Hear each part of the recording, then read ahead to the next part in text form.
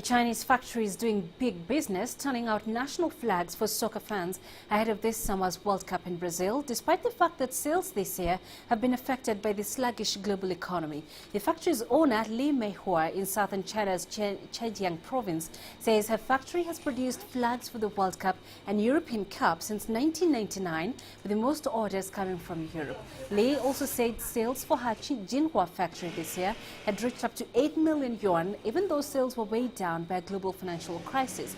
The first order for the 2014 World Cup came early last year from a Brazilian client for about 2 million flags, and that was followed by other orders from Europe last September.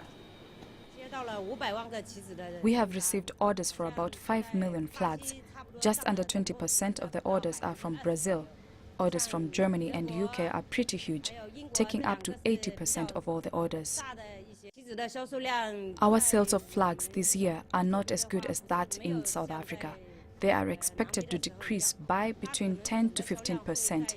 Economic depression in Brazil would be a major reason for that.